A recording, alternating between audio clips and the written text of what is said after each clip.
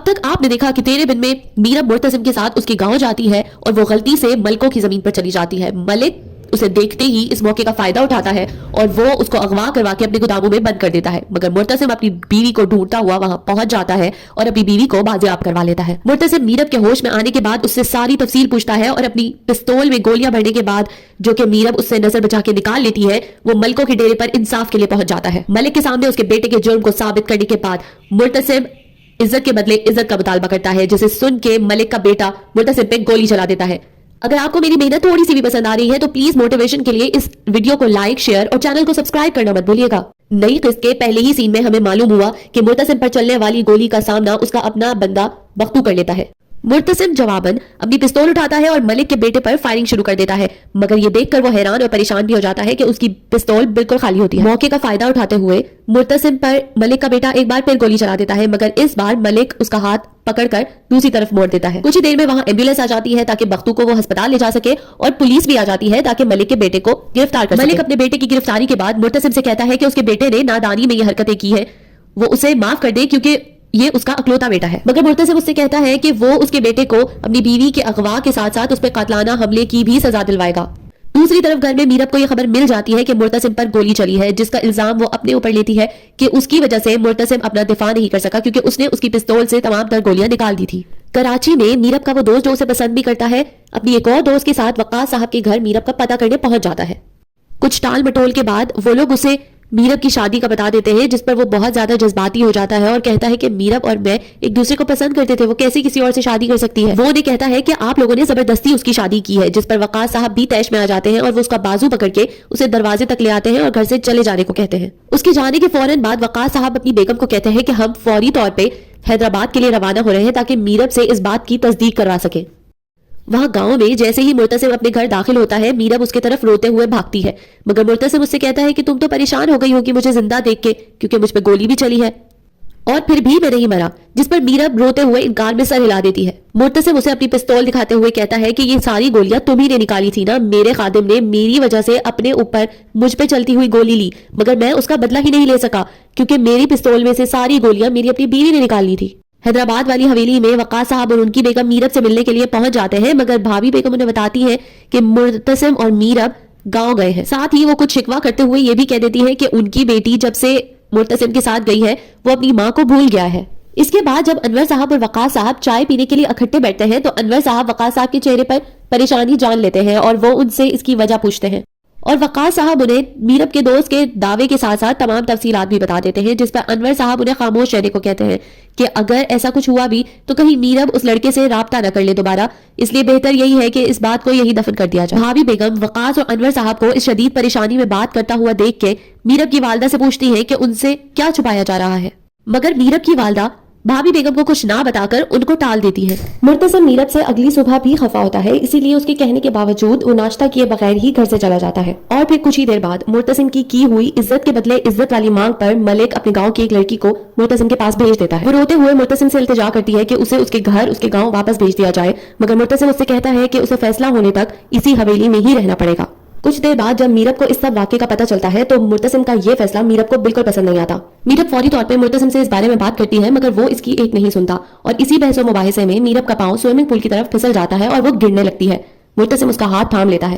مگر اگلے ہی لمحے مرتسم کو شرارت سوچتی ہے اور وہ اس کا ہاتھ چھوڑ دیتا ہے. میرب دھڑام سے سوئمنگ پول میں جا گرتی ہے. مرتسم اس کے فوراً بعد ہی میرب کی طرف ہاتھ بڑھا دیتا ہے. میرب اس کا ہاتھ تھام کے اسے ہی کھینچ لیتی ہے پانی میں. اگلی صبح میرب ملکوں کی بھیجی ہوئی لڑکی کو بھی ناشتہ کرنے کی دعوت دیتی ہے, مگر وہ روتے ہوئے کہتی ہے کہ مجھے اپنے گھر جانا ہے, مرتسم سے بات کر کے مجھے اپنے گھر بھجوا دیجیے. میرب فوری طور پہ مرتسم سے بات کرتی ہے, مگر وہ اسے کہتا ہے کہ وہ اپنے بندے کی اس لڑکی سے شادی کروا رہا ہے, جس پر میرب بہت خفا ہوتی ہے. وہ کہتی ہے کہ ہماری شادی ہماری مرضی کے خلاف ہوئی, اس کا مطلب یہ ہرگز نہیں کہ کسی کی بھی شادی منہ اٹھا کے کسی سے بھی کر دی جائے. میرب کہتی ہے کہ اس لڑکی کا کوئی قصور نہیں ہے, جس پر مرتسم اسے کہتا ہے میری بیوی کا بھی کوئی قصور نہیں تھا.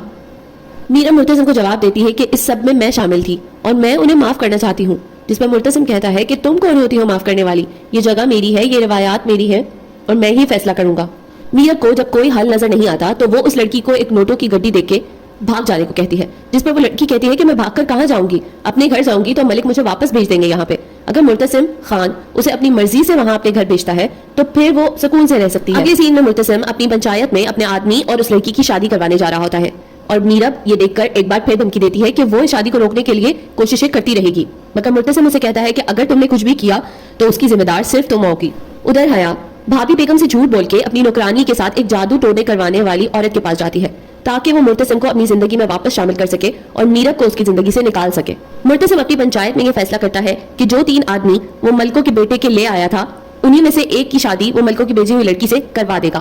اور وہ نکاح خواہ سے نکاح کی تیاری کرنے کو کہتا ہے۔ اسی لمحے میرب اس لڑکی کو لے کے مرتسم کی پنچایت میں آ جاتی ہے اور مرتسم کے فیصلے کے خلاف آواز اٹھاتی ہے۔ میرب کی اس حرکت پر مرتسم کو شدید غصہ آتا ہے۔ وہ اس لڑکی سے پوچھتا ہے کہ اس کی اس شادی میں رضامندی ہے یا نہیں، جس پر وہ اپنی رضامندی ظاہر کرتی ہے۔ میرب یہ دیکھ کر حیران ہو جاتی ہے اور مرتسم نکاح خواہ سے کہتا ہے کہ ابھی اور اسی وقت نکاح پڑھوائے۔ میرب اندر جا کے اس لڑکی سے کہتی ہے کہ اس نے سب کے سامنے اس کے حق کے لیے آواز اٹھائی مگر وہ نکاح کے لیے راضی ہی ہو گئی، جس پر وہ لڑکی کہتی ہے کہ اسے نہیں معلوم تھا کہ مرتسم خان اس کی اپنے ماموں کے بیٹے سے ہی شادی کروا رہا ہے اور یہ تو وہ اس کے حق میں بہت بہتر کر رہا ہے،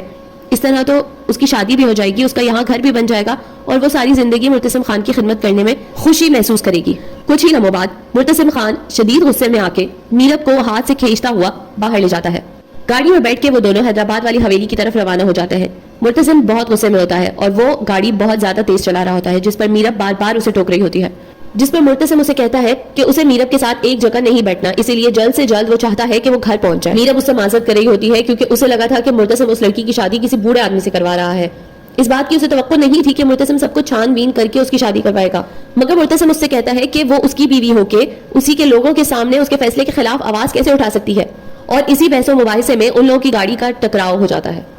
اگلے سین میں میرب پریشان حال آپریشن تھیٹر کے باہر کھڑی ہوتی ہے اور انور صاحب اور وقاص صاحب وہاں پہنچ جاتے ہیں۔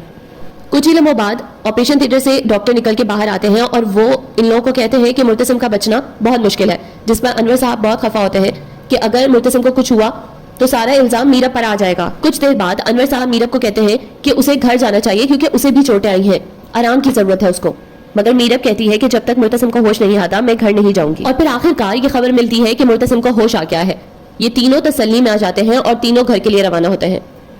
ادھر حویلی میں سوائے حیا کے سبھی کو میرب اور مرتسم کے ایکسیڈنٹ کا پتہ چل چکا ہوتا ہے۔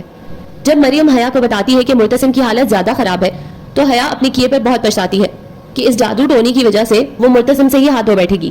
اور پھر دوسری طرف وہ موقع دیکھتے ہی سب کے سامنے ایک بار پھر میرب کی برائیاں کرنا شروع کر دیتی ہے۔ وہ بھابھی بیگم کے سامنے میرب کی ماں سے کہتی ہے کہ مرتسم ہمیشہ گاؤں جاتا ہے مگر اس کے ساتھ کبھی کچھ نہیں ہوا، یہ پہلی دفعہ میرب اس کے ساتھ گئی ہے اور اس کا اتنا بڑا ایکسیڈنٹ ہو گیا ہے۔ میرب کی والدہ اپنی بیٹی کا دفاع کرتی ہیں مگر بھابھی بیگم انہیں کہتی ہیں کہ تمہیں اچھی طرح معلوم ہے کہ تمہاری بیٹی میرے بیٹے کو کتنا زیادہ پریشان کرتی ہے، یقیناً اس نے گاؤں میں بھی کچھ ایسی حرکت کی ہوگی جس کی وجہ سے ان لوگوں کا یہ ایکسیڈنٹ ہوا ہے۔ اور پھر بختو مرتسم کی حالت کا پتہ کرنے کے لیے وہاں آ جاتا ہے، جس کے بازو کو زخمی حالت میں دیکھ کے بھابھی بیگم اسے اس کی طبیعت پوچھتی ہیں اور وہ میرب کے اغوا والے واقعے کو تفصیلاً بھابھی بیگم کو بتا دیتا ہے۔ وہ ساتھ ساتھ بھابھی بیگم کو پنچایت والے واقعے کی بھی خبر دیتا ہے، اور پھر جیسے ہی میرب اپنے دونوں باپ کے ساتھ گھر میں داخل ہوتی ہے بھابھی بیگم اسے وہیں روک دیتی ہیں۔ وہ اسے کہتی ہے کہ وہ یہاں نہیں رہ سکتی کیونکہ وہ اپنے شوہر کو شوہر ہی نہیں مانتی۔ میرب تو یہ سب کچھ خاموشی سے سن رہی ہوتی ہے کیونکہ وہ اپنے کیے پر پچھتا بھی رہی ہوتی ہے اور وہ مرتسم کی وجہ سے پریشان بھی بہت ہوتی ہے، مگر انور صاحب بھابھی بیگم کو کہتے ہیں کہ یہ اس کے باپ کا بھی گھر ہے اور وہ مسلسل اپنی بیٹی کا ہی دفاع کر رہے ہوتے ہیں۔ اور اسی کے ساتھ اس قسط کا بھی یہاں پر اختتام ہو جاتا ہے۔ اس ویڈیو کو یہاں تک دیکھنے اور سننے کا بہت بہت شکریہ۔ اگر آپ کو میری کوشش تھوڑی سی بھی اچھی لگ رہی ہو تو موٹیویشن کے لیے اس ویڈیو کو لائک، شیئر اور چینل کو سبسکرائب ضرور کر دیجیے گا۔